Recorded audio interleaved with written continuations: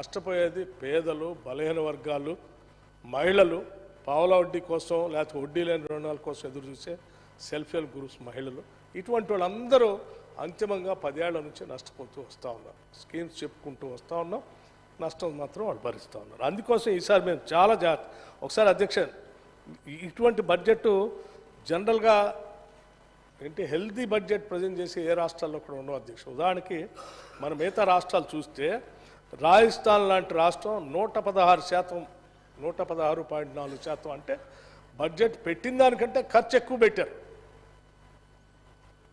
వాళ్ళు ఉదాహరణకి 2021-22లో రాజస్థాన్ వాళ్ళు 2,50,247 కోట్ల బడ్జెట్ పెడితే వాళ్ళు ఖర్చు పెట్టింది 2,91,191, అంటే 116% అదనంగా 100% కాదు, ఇంకో 16% ఎక్స్ట్రానే ఖర్చు పెట్టారు. అంటే వాళ్ళు ప్రకటించిన అన్నీ కూడా చేయడానికి అవకాశం ఉండేటట్టుగా చేసుకున్నారు.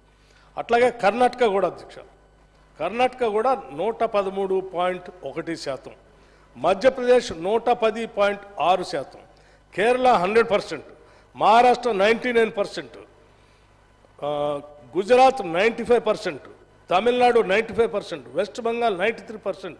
ఇలా మిగతా హెల్దీ బడ్జెట్ చేసుకునేటువంటి రాష్ట్రాలన్నీ కూడా దాదాపు 100% పైబడో లేకపోతే 5% అటు ఇటుగానో చేసుకుంటూ వచ్చాయి. మరీ ఎక్కడ బ్యాడ్గా ఉన్నటువంటి రాష్ట్రాలు, కేవలం అంత పెద్ద గ్యాప్తో ఉన్న రాష్ట్రాలు ఏందయ్యా అంటే మొత్తం లిస్టులో చూసుకుంటే పంజాబ్ 74.7%, తెలంగాణ 79.8%.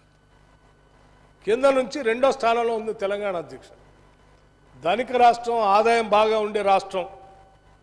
మరి ఇటువంటి రాష్ట్రంలో మనం ముందుండాల్సింది కింద నుంచి 2వ స్థానంలో పోయింది. ఇది చాలా బాధ అనిపించింది.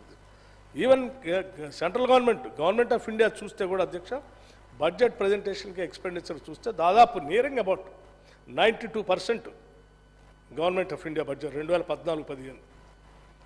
అట్లాగే 2015-16 తీసుకుంటే 100.7%, 2016-17 తీసుకుంటే 99%, 2017-18 తీసుకుంటే 99%, 2018-19 తీసుకుంటే 94%, 2019-20 తీసుకుంటే 96%, 2020-21 తీసుకుంటే 115%, 2021-22 తీసుకుంటే 108%, 2022-23 తీసుకుంటే 106%. అంటే మనం యావరేజ్ తీసుకుంటే 102% అదనంగా కేంద్ర ప్రభుత్వం పెట్టిన బడ్జెట్ ప్రవేశపెట్టిన దాన్ని ఒక 2% ఎక్కువ ఖర్చు పెట్టారు తప్ప ఎక్కడ తక్కువ ఖర్చు పెట్టలేదు.